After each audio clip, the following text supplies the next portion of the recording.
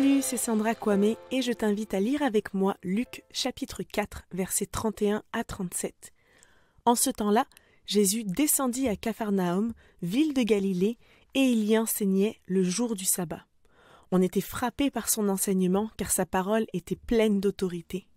Or, il y avait dans la synagogue un homme possédé par l'esprit d'un démon impur qui se mit à crier d'une voix forte. « Ah, que nous veux-tu, Jésus de Nazareth ? Es-tu venu pour nous perdre ? Je sais qui tu es le Saint de Dieu. » Jésus le menaça. « Silence, sors de cet homme. » Alors le démon projeta l'homme en plein milieu et sortit de lui sans lui faire aucun mal. Tous furent saisis d'effroi et ils se disaient entre eux « Quelle est cette parole ? Il commande avec autorité et puissance aux esprits impurs et ils sortent. » Et la réputation de Jésus se propageait dans toute la région. C'est un sujet dont on parle peu, mais les puissances démoniaques existent et sont bien présentes aujourd'hui. Il n'y a aucun doute possible sur le fait que le mal imprègne notre monde et cela peut nous effrayer. La Bible nous dit que les démons sont des anges déchus qui ont rejoint Satan dans sa rébellion contre Dieu et qui ont été vaincus et chassés du ciel avec Satan. Les esprits mauvais continuent de servir le diable dans sa tentative de nous éloigner de Dieu et ils sont envoyés par Satan pour harceler les hommes et les pousser à pécher.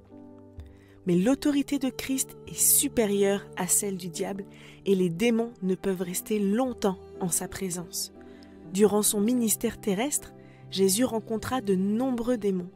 Il exerça toujours son autorité sur eux, car Jésus détient un pouvoir bien supérieur à celui de Satan. Alors mon but aujourd'hui n'est pas de te faire peur, mais de t'expliquer comment vivre dans la victoire et marcher avec confiance. Parce que la puissance de notre ennemi a été brisée.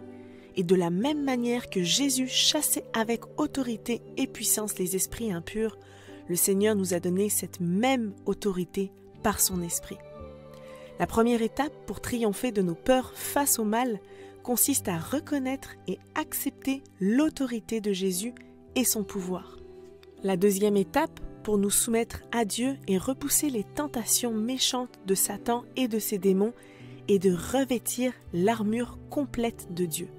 Éphésiens 6, verset 11 dit « Revêtez-vous de toutes les armes de Dieu afin de pouvoir tenir ferme contre les manœuvres du diable. » Cette armure complète de Dieu est constituée de la ceinture de vérité, de la cuirasse de la justice, du zèle de l'évangile pour chaussure, du bouclier de la foi, du casque du salut, de l'épée de l'esprit qui est la parole de Dieu.